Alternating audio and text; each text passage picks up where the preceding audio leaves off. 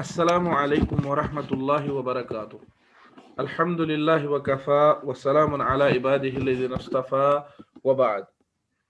معزز طلاب، اللہ تعالیٰ کے فضل و احسان سے، اللہ کے فضل و کرم سے آپ اس وقت کتاب التوحید کا یہ 10واں درس سماعت کر رہے ہیں۔ کتاب التوحید جو کہ ایک انتہائی اہم اور مفید اور عظیم کتاب ہے، اور یہ کتاب التوحید شیخ الاسلام محمد بن عبد الوہاب رحمۃ اللہ علیہ کی کتاب نہیں ہے، بلکہ یہ معاصر علماء میں سے معالی شیخ علامہ ڈاکٹر صالح بن فوزان الفوزان حفظہ اللہ کی کتاب التوحید ہے،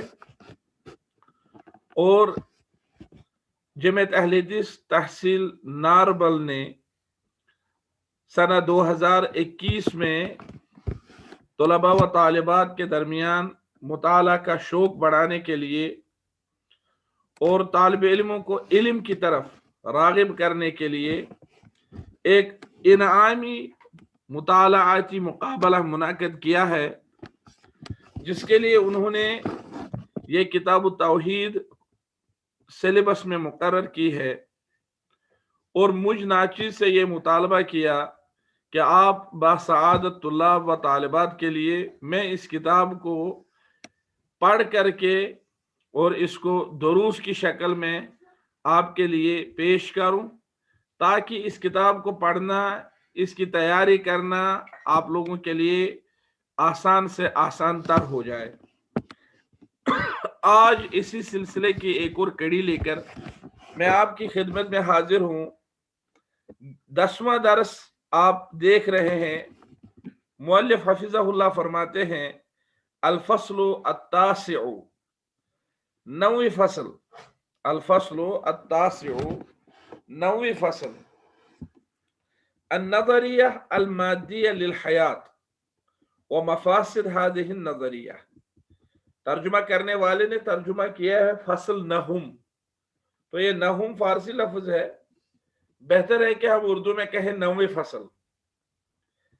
النظریہ المادیہ للحیات، زندگی کے سلسلے میں مادی نقطہ نظر، ومفاسد هذه النظریہ، اور اس نظریہ کے مفاسد کیا ہے، اس کے نقص کیا ہے، اس موضوع پر اس درس کے اس فصل کے شروع میں بات ہو رہی ہے۔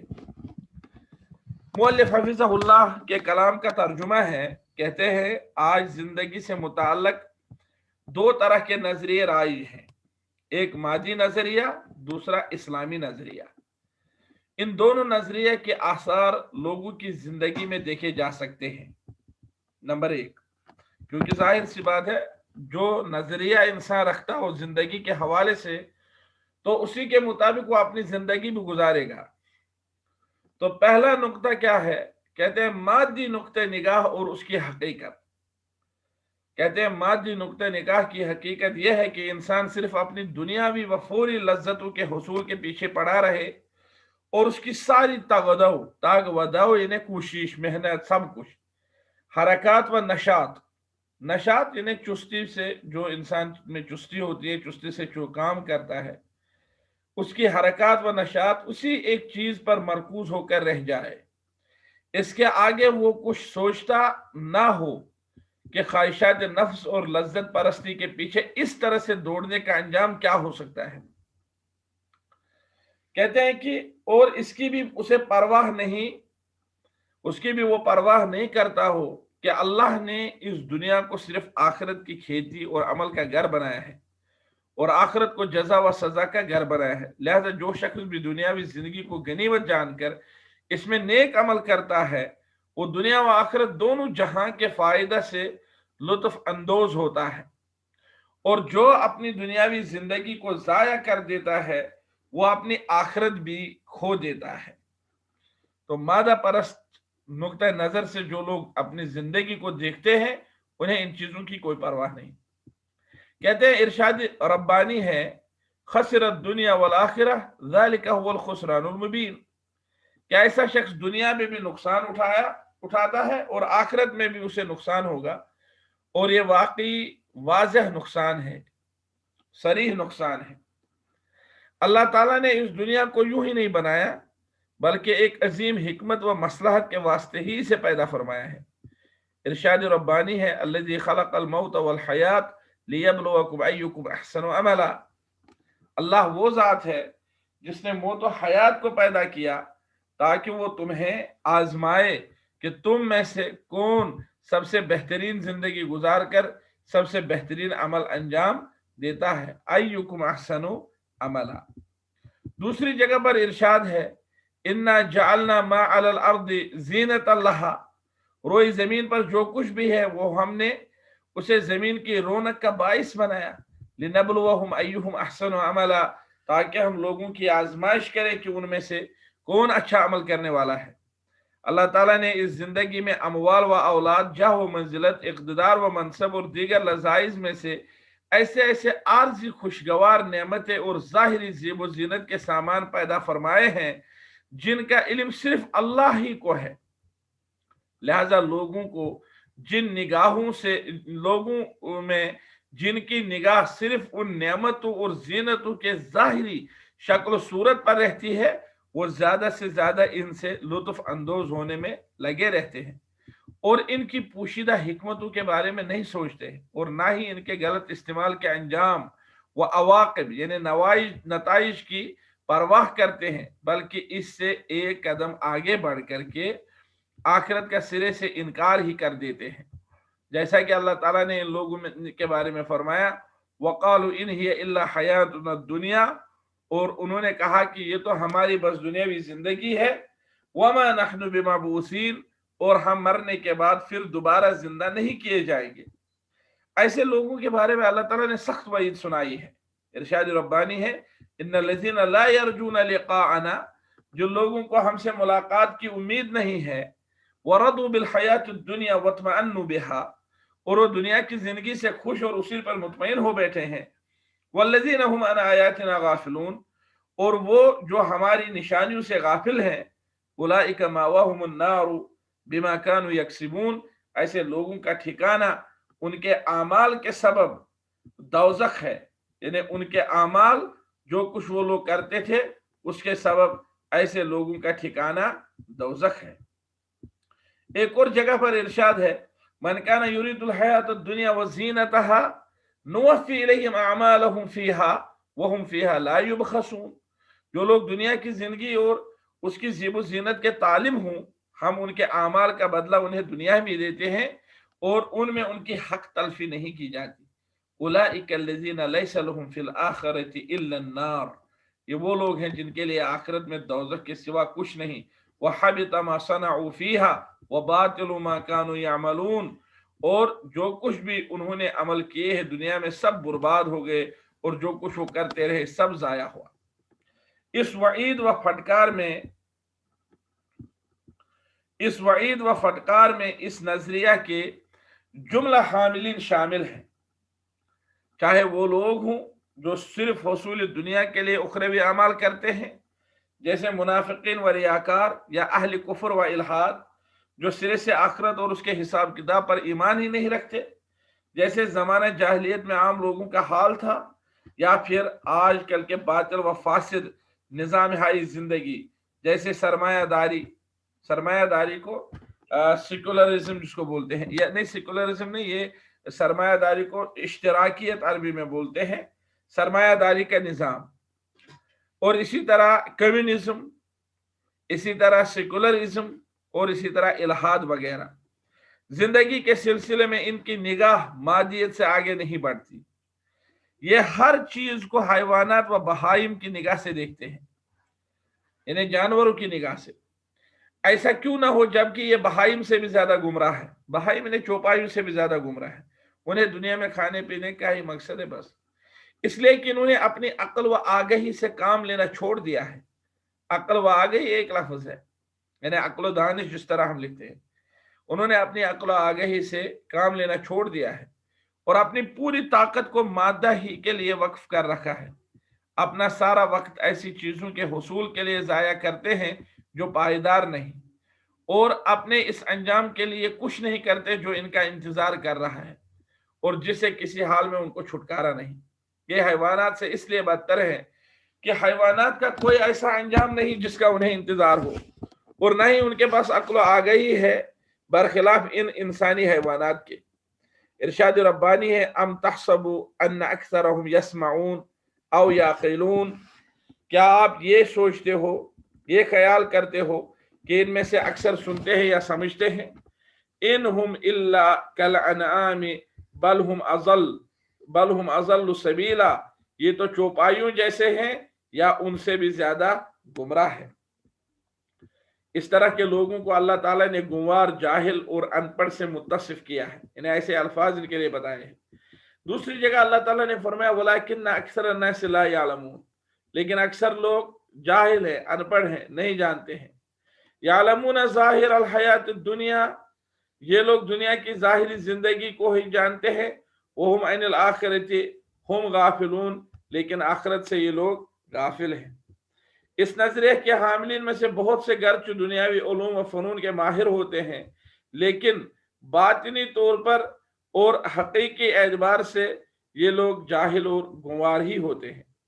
علماء کی صف میں ان کو داخل کرنا صحیح نہیں ہے، اس لیے کہ ان کا علم دنیاوی زندگی کی ظاہری چمک دمک سے آگے تجاوز نہیں کرتا۔ اسے علم ناقصی کہہ سکتے ہیں، بلکہ علماء کہلانے کے مستحق تو وہ حضرات ہیں جن کو اللہ تعالیٰ کی معرفت حاصل ہے، اس کی خشیت و خوف ان کے اندر ہے۔ ارشاد باری تعالیٰ ہے انما یخشی اللہ من عبادہ العلماء، اللہ تعالیٰ سے اس کے بندوں میں سے وہی ڈرتے ہیں جو صاحب علم ہیں۔ اللہ تعالیٰ نے قارون اور اس کے خزانوں کے قصہ میں قارون کے مادی نقطہ نگاہ کا یوں تذکرہ فرمایا ہے کہ فخرج علی قومہ فی زینتہ قال الذین یریدون الحیاۃ الدنیا یا لیتنا مثل ما اوتی قارون انہ لذو حظ عظیم۔ اللہ تعالیٰ کے کلام کا ترجمہ ہے، تو ایک روز قارون بڑی آرائش اور ٹھاٹھ سے اپنی قوم کے سامنے سے نکلا۔ جو لوگ دنیا کی زندگی کے طالب تھے وہ کہنے لگے کہ جیسا معلوم تھا قارون کو ملا ہے، کاش ایسا ہی ہمیں بھی ملے۔ وہ قارون تو بہت ہی بڑا ہی قسمت کا دھنی ہے، قسمت والا ہے۔ اس آیت کریمہ میں بیان ہوا کہ مادی نقطہ نگاہ والوں نے قارون کی طرح بننے کی تمنا کی، اس پر رشک کیا اور اس کو بڑا نصیب والا گردانا۔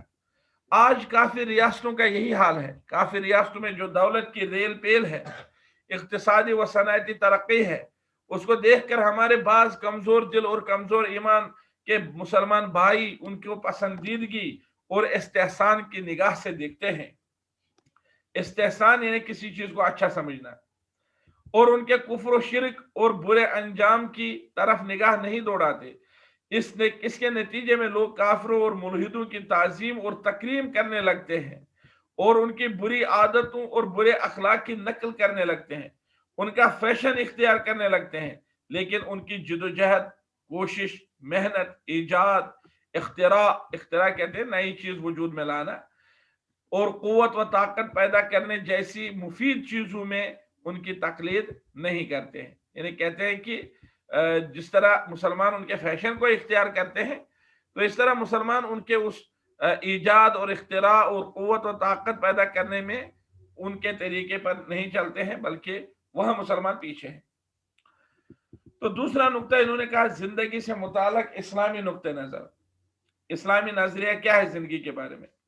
زندگی کے بارے میں دوسرا نظریہ یا نقطہ نگاہ یہ ہے کہ مال و دولت، جاہ و منصب، مادی قوت و طاقت اور تمام دنیاوی چیزوں کو اخروی اعمال کے وسائل سمجھے جائیں اور اس کے لیے ان سے فائدہ اٹھایا جائے۔ دنیا فی ذات ہی بری چیز نہیں ہے، اس کی برائی و اچھائی تو بندہ کے عمل سے ثابت ہوتی ہے کہ وہ اس کو کس نگاہ سے دیکھتا ہے۔ دراصل دنیا آخرت کا پل ہے، دنیا ہی سے جنت کا توشہ لیا جاتا ہے۔ جنت کی بہترین زندگی دنیا میں اچھی کھیتی کرنے سے ہی ملتی ہے۔ دنیا جد و جہد، جہاد و نماز، قیام و سیام اور خیرات و صدقات کا گھر ہے۔ اہل جنت سے اللہ تعالیٰ ارشاد فرمائے گا کلوا واشربوا ہنیئا بما اسلفتم فی الایام الخالیہ، جو عمل تم ایام گزشتہ میں آگے بھیج چکے ہو اس کے صلے میں مزے سے کھاؤ اور پیو۔ ایک اور فصل ہے اس کتاب کا، الفصل العاشر فی الرقى والتمائم، فصل دہم یعنی 10ویں فصل جھاڑ پھونک اور تعویذ گنڈے کے بارے میں، یہ 10ویں فصل ہے۔ تو کہتے ہیں جھاڑ پھونک، پہلی چیز جھاڑ پھونک، اس میں منتر وغیرہ پڑھ کر مریضوں آفت زدوں پر پھونکا جاتا ہے، جیسے بخار، مرگی، آسیب وغیرہ۔ اسے منتر بھی کہا جاتا ہے، یعنی جھاڑ پھونک بھی کہا جاتا ہے اور منتر بھی۔ اس کی دو قسمیں ہیں جو حسبی ذیل ہے۔ پہلی چیز، پہلی قسم جو شرک سے خالی ہو، یعنی ایسا جھاڑ پھونک، ایسی منتر جو شرک سے خالی ہو۔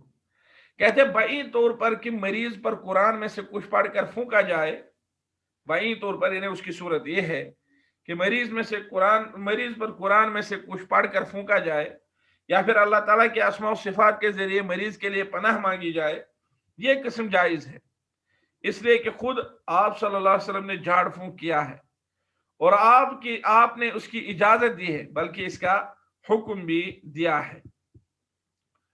اس کے بعد فرمایا حضرت عوف بن مالک رضی اللہ تعالیٰ عنہ سے روایت ہے، آپ کہتے ہیں کننا نرقی فی الجاہلیہ فقلنا یا رسول اللہ صلی اللہ علیہ وسلم کیف تری فی ذلک، کہا ہم جاہلیت میں جھاڑ پھونک کیا کرتے تھے، لہذا ہم نے رسول اللہ صلی اللہ علیہ وسلم سے عرض کی کہ اللہ کے رسول صلی اللہ علیہ وسلم اس بارے میں آپ کیا فرماتے ہیں؟ تو انہوں نے فرمایا اعرضوا علی رقاکم لا باس بالرقی ما لم یکن شرکن، فرمایا اپنی یہ جھاڑ پھونک جو ہے میرے سامنے پیش کرو۔ اس کے بعد فرمایا جب تک اس کے اندر شرک نہ ہو تب تک اس میں کوئی حرج نہیں ہے۔ علامہ سیوطی رحمہ اللہ فرماتے ہیں جھاڑ پھونک کے جواز پر علماء کا اجماع ہے، لیکن اس کے لیے 3 شرطیں ہیں۔ پہلی شرط یہ کہ اس میں کلام الہی یا اللہ تعالیٰ کے اسماء حسنہ یا صفات استعمال کیے گئے ہوں۔ دوسری شرط یہ کہ وہ عربی زبان میں ہو اور اس کا مفہوم معنی واضح ہو۔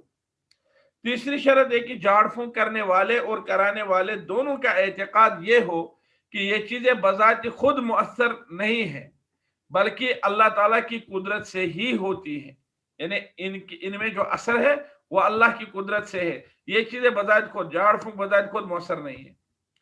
اس کی کیفیت یہ ہے کہ جو کچھ پڑھنا ہے اسے پہلے پڑھ لیا جائے، پھر مریض پر پھونکا جائے یا پانی پر پھونکا جائے اور وہ پانی مریض کو پلایا جائے، جیسا کہ حضرت ثابت ابن قیس رضی اللہ تعالیٰ عنہ کی حدیث میں آیا ہے کہ رسول اللہ صلی اللہ علیہ وسلم نے بطحان سے مٹی لی، اس کو ایک پیالے میں رکھا اور پانی کے ذریعے اس پر پھونکا اور پانی کو اس پر انڈیل دیا، یعنی اس میں ڈال دیا۔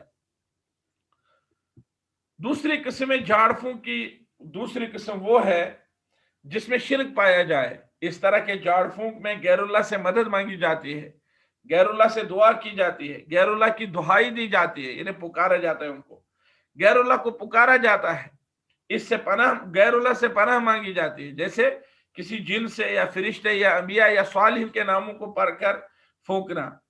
کہتے ہیں اس میں کھلے طور پر غیر اللہ کو پکارا جاتا ہے جو شرک اکبر ہے، یا پھر وہ عربی کے علاوہ دوسری زبانوں میں ہوتا ہے جس کا معنی مفہوم واضح نہیں ہوتے ہیں۔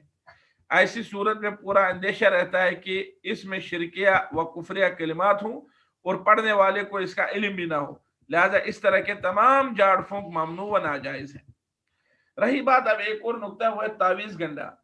کہتے ہیں تعویذ و گنڈوں سے مراد وہ تعویذ ہے جو بچوں کو نظر بد سے بچانے کے لیے ان کے گلے میں لٹکائے جاتے ہیں، اور کبھی کبھی نظر بد سے بچانے کے لیے ان کے گلے میں لٹکائے جاتے ہیں، اور کبھی کبھی مرد و عورت دونوں کے بڑے بوڑھوں پر سب پر بھی لٹکائے جاتے ہیں، یعنی کبھی کبھی بچوں کو اور کبھی کبھی بڑے بوڑھوں سب کو یہ چیزیں لٹکائی جاتی ہیں۔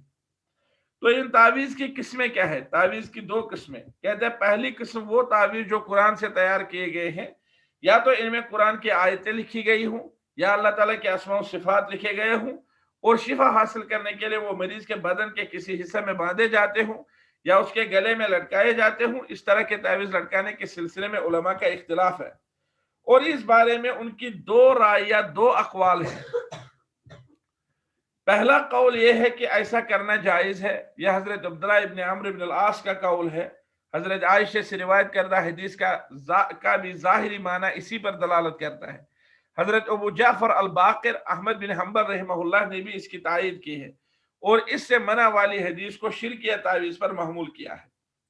دوسرا قول ہے عدم جواز، کہ ایسا کرنا جائز نہیں ہے، اور یہ حضرت عبداللہ ابن مسعود، ابن عباس، حذیفہ، عقبہ بن عامر، ابن عکیم وغیرہ ہم کا قول ہے۔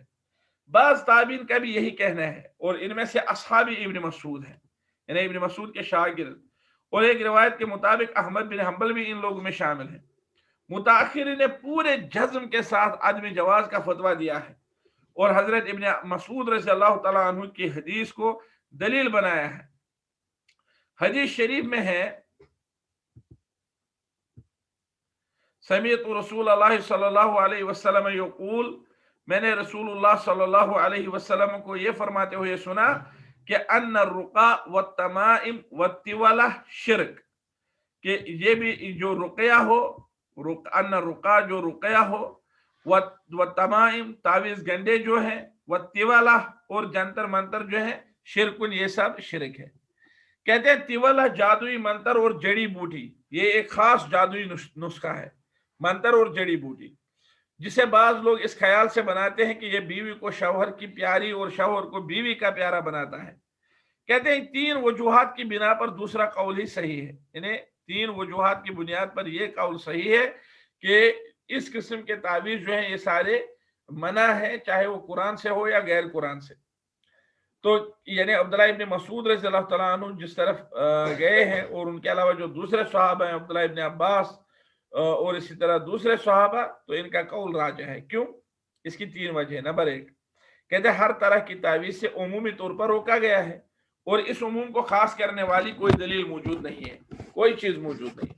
रसूलुल्लाह सल्लल्लाहु अलैहि वसल्लम ने जब फरमाया अत्तमाइम शिरक, तमाइम, या जैसे इस हदीस में इन्ना रुका वत्तिवाला वत्तमाइम शिरक, तो नबी सल्लल्लाहु अलैहि वसल्लम ने किसी किस्म के तावीज को यहाँ पर अलग नहीं किया। कहते हैं दूसरी वजह यह है कि इसके जरिए फितना फसाद का रास्ता ही रोक दिया जाता है, यानी जब हम तावीज से मना करेंगे, चाहे वो कुरान से हो या गैर कुरान से, तो सद्दी बाब हो गया, शिरक का दरवाजा बंद हो गया। इसलिए कि इसके जवाज के बाद लोग वो चीजें इस्तेमाल करने लगेंगे जो हमारे यहाँ मुबाह नहीं है। यानी कहते हैं अगर हम इसको जायज करार देकर लोगों को कहें कि आप कर लो, तो फिर लोग नाजायज चीजें भी लटकाएंगे। लिहाजा बेहतर यह है कि यह दरवाजा ही बंद किया जाए, और यह शरई उसूल है कि जब किसी खैर के काम से शिरक वाक़ा होने का अंदेशा हो, तो उस वक्त शिरक का दरवाजा बंद करने के लिए उस खैर के काम से भी रोका जाना चाहिए। तो इसलिए है कि इसको सद जरिया कहते हैं, सद जरिया। तीसरी किस्म फरमाते या तीसरी वजह, जब कुरानी आयतों से तैयार करदा तावीज लटकाया जाता है तो लटकाने वाले से उसकी बेहुरमती हो जाती है। मसलन बैतुल खला या इस्तिंजा के वक्त उसे अपने पास ही रखता है, अलग नहीं कर पाता है। तो कहते हैं दूसरी किस्म तावीजों की, इसमें कुरान मजीद के अलावा दूसरी तमाम लटकाने वाली चीजें आती हैं, जैसे ठीकरे, हड्डियां, सीप, धागे, जूतियां, कीले, शयातीन व जिन के नाम और तलास्म वगैरह, जो भी कुछ हो, ये ठीकरे और ये सीप वगैरह, यानी जो छोटे वो पत्थर और वो संगेशम वगैरह, उस किस्म की चीजें। कहते हैं तावीजों की ये किस्म सरासर हराम है, इसमें खुल्लम खुला शिरक है, इसलिए कि इस तरह की चीजों में अल्लाह ताला और उसके अस्मा सिफात और कुरानी आयात के बजाय दीगर चीजों के नाम पर लटकाए जाते हैं। जबकि एक हदीस शरीफ के अल्फाज है, मन तअल्लक़ शैअन वुक्किला इलैहि, जिसने कोई चीज लटकाई तो वो उसी चीज के सुपुर्द कर दिया जाता है, यानी अल्लाह ताला इसको उसी चीज के सुपुर्द करता है। और अगर कोई अल्लाह ताला से लव लगाए रहता है, उसकी पनाह चाहता है, अपने मामलात उसके सुपुर्द कर देता है, तो ऐसे शख्स के लिए अल्लाह ताला खुद काफी हो जाता है। इसके हर दूर को करीब करता है और हर मुश्किल को आसान बना देता है। और उसके अलावा दीगर मखलूक़ात तावीज़ों, नाजायज दवाओं और मकाबिर व मज़ारात का सहारा लेते हैं, तो अल्लाह ताला उन्हें इन्हीं चीजों के सुपुर्द कर देते हैं, इन्हें हवाला कर देते हैं, जो फिर इसे नफा नहीं पहुंचा सकते हैं। इसकी वजह से इसका अकीदा भी जाता है, यदि उसका अकीदा भी ज़ाया हो जाता है, और अल्लाह ताला से उसके ताल्लुकात भी खत्म हो जाते हैं, और अल्लाह ताला उसका साथ छोड़ देते हैं। लिहाजा एक मुसलमान को सबसे पहले अपने अकीदा की हिफाजत करनी चाहिए, और कोई ऐसा अमल नहीं करना चाहिए जिससे उसका अकीदा बिगड़ता हो या उसमें इन्हिराफ पैदा होता हो। लिहाजा नाजायज दवाएं इस्तेमाल ना करें, नजूमियों, काहिनों और शोबदाबाजों के पास हरगिज ना जाएं, इसलिए कि ये लोग आदमी को अच्छा करने के लिए उसके दिल को बीमार कर देते हैं। यानी कहते हैं हम इसको अच्छा करेंगे तो आदमी को शिफा करने के बजाय, अच्छा करने के बजाय उसके दिल को बीमार कर देते हैं और उसके अकीदा को बिगाड़ देते हैं। लेकिन जो अल्लाह पर भरोसा करता है, अल्लाह उसके लिए काफी हो जाता है। इस तरह की तावीजें बाज हजरात खुद अपने ऊपर लटकाते हैं। इस तरह की तावीजें बाज हजरात खुद अपने ऊपर लटकाते हैं, जबकि उन्हें जिस्मानी तौर पर कोई मरज नहीं होता, बल्कि ये ख्याली व वहमी मरीज होते हैं, जैसे नजर बद, हसद से खौफ वगैरह और इस किस्म की चीजें। कहते हैं कुछ लोग तो अपनी गाड़ी और इसी तरह जानवर और इसी तरह घर के दरवाजे या दुकान पर भी तावीज लटकाते हैं। तावीज तो एक बात है, कुछ लोग जूते इन चीजों पर लटकाते हैं। ये सब अकीदा की कमजोरी है, अल्लाह ताला पर तवक्कल की कमजोरी है। अकीदा और एतकाद में कमजोरी पैदा हो जाना ही दरअसल सबसे बड़ी बीमारी है, जिसका फौरी इलाज अजहद जरूरी है, जो तौहीद की मारिफत और अकीदा सहीह के इल्म से ही हो सकता है। लिहाजा मोअज़्ज़ज़ तुल्लाब, अल्लाह ताला से दुआ है कि वो हमें इल्म हासिल करने और इल्म पर अमल करने की तौफीक से नवाजे और ऐसी चीजों के शर से नवाजे और ऐसी चीजों को अमलाने से ऐसी चीजों के शर से बचाए और ऐसी चीजों को अमलाने से बचाए जिनसे इंसान का अकीदा बिगड़ता हो, जिनसे इंसान के अकीदा को नुकसान पहुंचता हो। अल्लाह ताला से दुआ है कि वो हमें कहने और सुनने के बाद अमल करने की तौफीक से नवाजे। व आखिरु दावाना अनिल हम्दुलिल्लाहि रब्बिल आलमीन व सल्लल्लाहु व सल्लम अला खैरि खल्क़ि मुहम्मद व अला आलिहि व सहबिहि अजमईन। आपको जमीयत अहले जम्मू व कश्मीर के तहसील यानी तहसील जमीयत नारबल का निहायत शुक्रगुजार रहना चाहिए। उन्होंने आपके लिए इस किस्म का इंतजाम किया कि आप एक तो किताब को पढ़ सकते हैं और साथ साथ उन्होंने आपके लिए इस किताब को लेक्चर्स की सूरत में भी पेश रखा, ताकि आपके लिए पढ़ना और इस किताब का मुताला करना आसान हो जाए। इस किताब में जहां कहीं भी आपको कोई मुश्किल बात लगे, आप मेरे से राब्ता कर सकते हैं, मैं इसके लिए बिल्कुल आपके लिए तैयार हूं। लेकिन शर्त यह है कि आपने पहले ये दर्स सुना हो। दर्स सुनने के बाद बहुत सारे तुल्लाब मुझे व्हाट्सएप पर लिखते हैं कि हमने इसमें ये चीज पढ़ी, वो चीज पढ़ी। अगर कहीं कोई दिक्कत हो तो आप बता सकते हैं, आपके लिए हमारे दरवाजे खुले हैं। अल्लाह ताला आपको जज़ाए खैर से नवाजे, पढ़ने की आपको तौफीक से नवाजे और हमें इल्म हासिल करने और इल्म पर अमल करने की तौफीक से नवाजे। दरअसल मकसद यही है कि तालिबे इल्म को पढ़ने और पढ़ाने के साथ जोड़ा जाए, इल्म के साथ जोड़ा जाए, अखलाक की तालीम के साथ जोड़ा जाए, तालिबे इल्म को सही तरीके से और सही मानों में इल्म हासिल करने की तरफ रागिब किया जाए। अल्लाह ताला से कबूलियत की दुआ है। अस्सलामु अलैकुम व रहमतुल्लाहि व बरकातहू।